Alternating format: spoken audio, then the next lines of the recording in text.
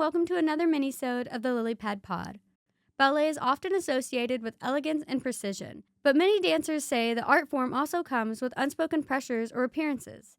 Indiana University ballet student Segal Janaswamy says expectations about body image and race can shape dancers' experiences both in and out of the studio. She reflects on how her experiences have influenced her journey in ballet.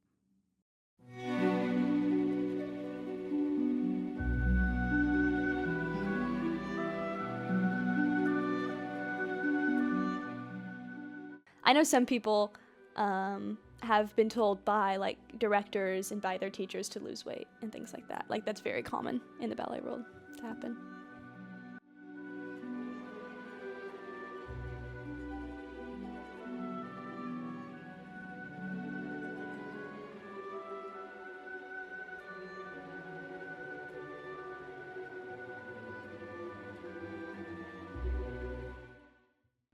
Segal Janaswamy, I'm a junior. I'm a ballet major with an outside field in environmental and sustainability studies and a minor in environmental management, and I've been dancing for like 16 years. Yeah. I got on point pretty young. I got on point at 8 years old, which is probably too young.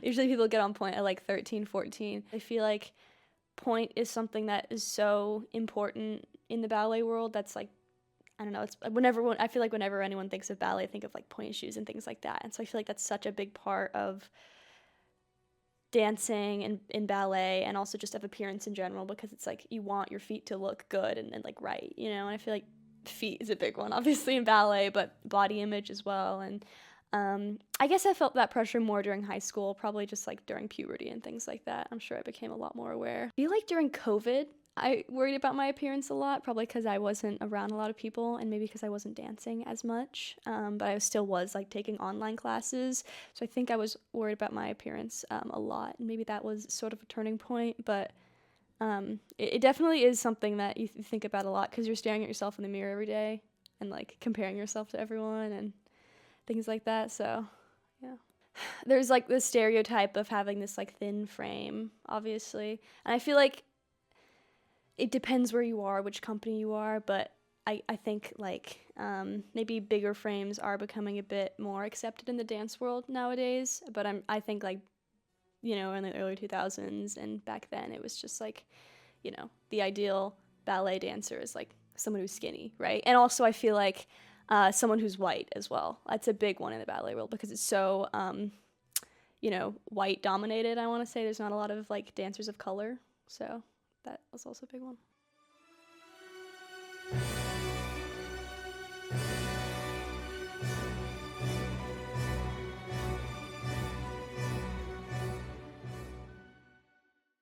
Well, as a dancer of color, I feel like, you know, I used to wear like pink tights my entire like dancing career like training.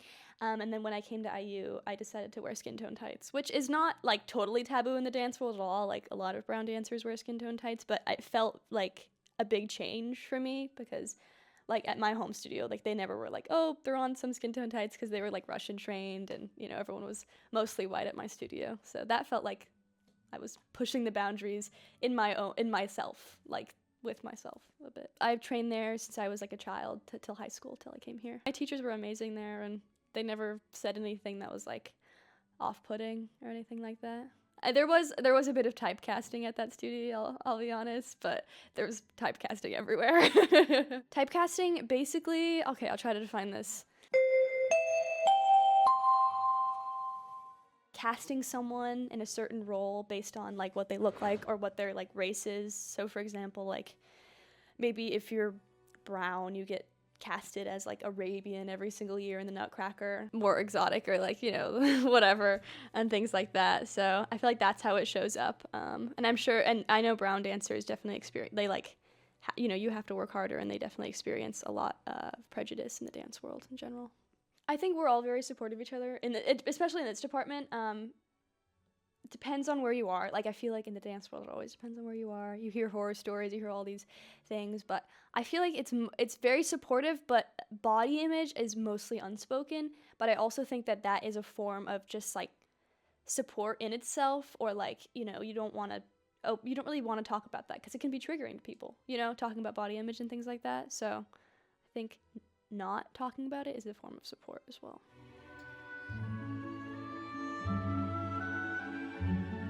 I know, I was good at it, I enjoyed it, I love it, and yeah, now I'm here. That's kind of why I just want to do it forever. Or until I retire.